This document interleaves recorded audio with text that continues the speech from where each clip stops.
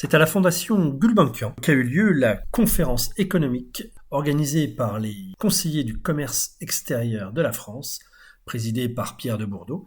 A eu lieu donc cette conférence qui regroupe les dirigeants d'entreprises françaises et d'entreprises portugaises, et le thème central était « Ensemble dans la transition écologique ». Après le discours d'ouverture du président Pierre de Bourdeau, ce fut au tour de Madame l'ambassadrice de France, Laurence Mangin, de se féliciter des initiatives prises par les industriels et les entrepreneurs à la fois au Portugal et à la fois en France, et de se réjouir que ces deux pays, la France comme le Portugal, soient au niveau européen comme au niveau mondial des locomotives de la transition écologique.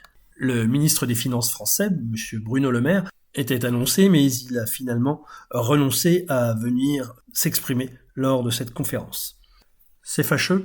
Et du coup, c'est Agnès Pannier-Runacher qui, en tant que ministre déléguée à l'industrie, s'est exprimée sur le sujet et a permis de connaître le point de vue de l'État français en la matière. Après les officiels et les politiques qui nous assurent que la situation est sous contrôle, que tous les voyants sont au vert et que tout le monde va dans la bonne direction comme il se doit, c'est au tour de Rogério Campos Henriques, le dirigeant de la société Fidelidade, le numéro 1 portugais de l'assurance, qui s'exprime et qui nous présente les réalisations pratiques, les initiatives et les enjeux stratégiques afin de préparer au mieux la transition écologique qui, évidemment, s'avère inéluctable eu égard au changement climatique qui pourrait avoir des conséquences extrêmement néfastes sur notre présence sur la planète.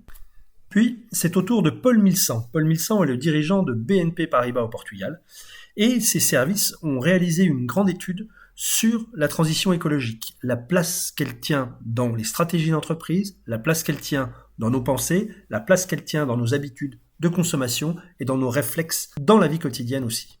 Puis une table ronde s'est tenue, en présence notamment du dirigeant des fromageries Bell, mais aussi de Zineb Gout, la directrice générale de Renault Portugal, qui ont à leur tour livré leur vision du changement, leur vision de la transition écologique et les actions qui sont menées dans leurs propres entreprises pour parvenir à cette neutralité carbone si désirable. On peut affirmer que cette édition de la conférence économique a été un succès de par le nombre de personnes présentes, l'amphithéâtre était plein, de par le nombre de personnes qui ont assisté à la conférence par les moyens technologiques, c'est-à-dire sans y être présent, et puis par le fait que le ministre de l'économie et des finances portugais, M. João Leão, a quant à lui tenu parole et est venu s'adresser aux nombreux dirigeants ayant répondu présent à l'invitation des conseillers du commerce extérieur de la France au Portugal.